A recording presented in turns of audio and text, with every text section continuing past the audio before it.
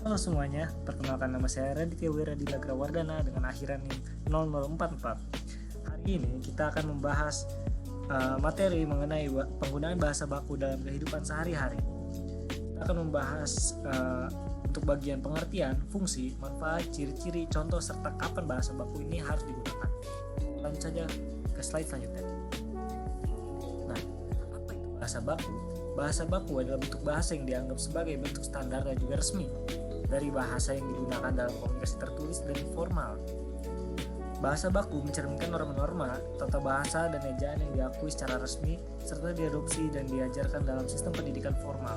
Bahasa ini sering digunakan dalam dokumen-dokumen resmi, literatur, media massa, pendidikan, dan komunikasi formal lainnya. Dan di banyak negara, bahasa baku juga dikenal sebagai bahasa sastra atau bahasa tulis. Nah, apa sih fungsi bahasa baku ini? Pertama, fungsi bahasa baku ini yang pertama ada pemersatu, fungsi sebagai pemersatu. Fungsi sebagai pemersatu ini yang berarti bahasa baku menyatukan penutur dari berbagai daerah menjadi satu kesatuan masyarakat bahasa, seperti Indonesia yang memiliki banyak bahasa daerah.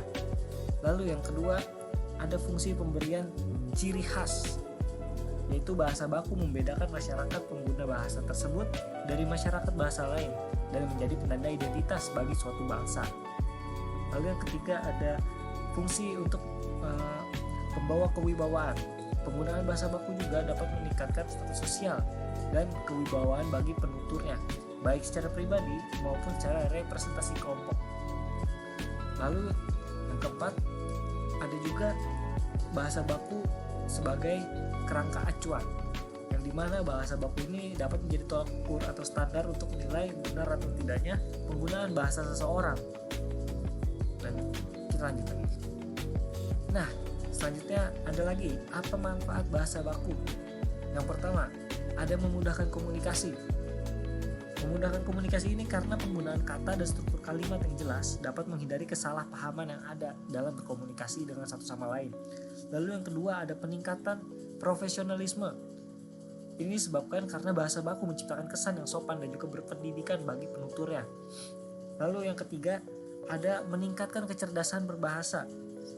Ini karena berbicara menggunakan bahasa baku dapat membantu seseorang menyampaikan ide secara lebih efektif dan juga akurat, serta menjadi keunggulan tersendiri di tengah penggunaan bahasa yang tercampur dari dialek berbagai daerah yang ada.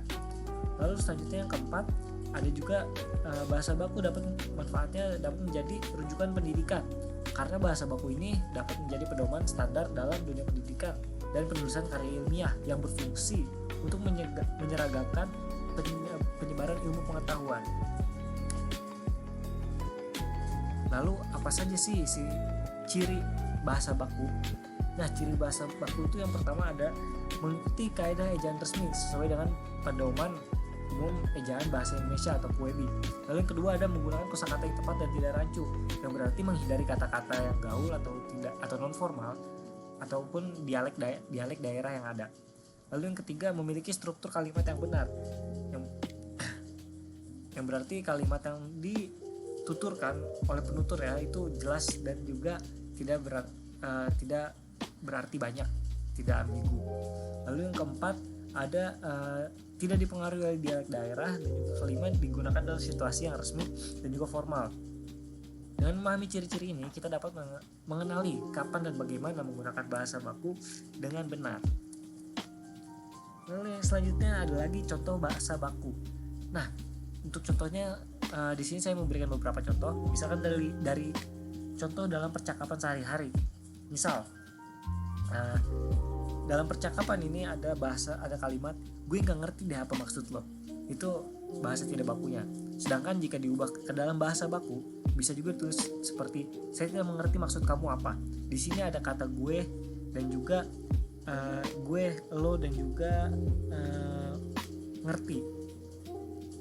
Di tiga kata tersebut dapat diubah menjadi saya, mengerti, dan juga kamu. Dan kedua kata kalimat ini akan berakhir dengan berarti sama. Oke, selanjutnya ada penggunaan bahasa baku dalam penulisan laporan, yang dimana di sini ada kalimat data ini udah kita kumpulin dari minggu kemarin. Sedangkan untuk diubah dalam ke bahasa baku, kalimat tersebut bisa diubah menjadi data ini telah kami kumpulkan sejak minggu lalu. Di sini ada perbedaan kalimat yang dimana kata udah dan juga kumpulin di sini diubah menjadi telah. Kata udah diubah menjadi telah dan juga kumpulin kita ubah menjadi kumpulkan. Dengan seperti ini, penulisan akan menjadi lebih baku dan lebih jelas serta lebih pantas untuk dibaca. Lalu selanjutnya dalam presentasi atau situasi akademik ada kalimat misal, jadi guys, bahasa baku itu penting banget ya. Sedangkan bisa kita ubah menjadi bahasa baku misal, yaitu kesimpulannya bahasa baku itu penting untuk digunakan. Nah di sini ada kata-kata jadi guys yang paling jelas terlihat ya. Jadi guys, di sini itu jelas-jelas terdengar tidak pantas untuk dalam situasi akademik ataupun presentasi yang dipaparkan secara akademik di lingkungan pembelajaran. Maka dari itu bahasa baku ini sangat penting untuk kita gunakan dalam lingkungan yang pas. Dari contoh-contoh ini terlihat bahwa bahasa baku itu memberikan kesan yang sopan, jelas dan juga profesional bagi penuturnya. Lalu selanjutnya, kapan sih harus menggunakan bahasa baku? Nah, yang pertama dalam situasi resmi dan formal seperti saat upacara, rapat, ataupun wawancara kerja. Gak mungkin dong kita berbicara dengan interviewer atau orang mewawancarai kita dalam sebuah lamaran pekerjaan dengan bahasa yang tidak baku. Itu jelas-jelas akan menjadi sangat tidak pantas. Lalu yang kedua, dalam penulisan dokumen dan surat resmi yang dimana hal ini mencakup laporan dan juga proposal. Lalu yang ketiga, dalam dunia pendidikan dan juga karya ilmiah seperti penulisan dalam makalah, skripsi, dan juga presentasi. Tiga hal tersebut tidak mungkin dikerjakan atau ditulis menggunakan bahasa yang tidak baku. Lalu yang keempat, dalam media massa seperti pada berita, artikel, video edukatif, semua itu digunakan agar pesan mudah dipahami dan juga terdengar kredibel atau dapat dipercaya. Oke, jadi kesimpulannya dari semua pembahasan tadi dapat disimpulkan bahwa bahasa baku digunakan dalam situasi resmi, akademik, dan juga profesional, sedangkan bahasa tidak baku hanya cocok untuk situasi yang santai seperti berbicara dengan teman sebaya. Melalui penggunaan bahasa baku, kita dapat menunjukkan sikap yang sopan, berwibawa, dan mencerminkan kecerdasan kita dalam berbahasa. Terima kasih bagi teman-teman semua yang sudah menyimak video ini. Mari kita biasakan untuk menggunakan bahasa Indonesia yang baik dan benar dalam setiap kesempatan. Sebelum kita tutup, ada beberapa sumber yang saya ambil yang dimana sumber-sumber tersebut sudah saya tulis di bagian bawah sini, yaitu lms.kemendikbudristek.go.id, lalu ada IDN Times dan juga bintangpustaka.com.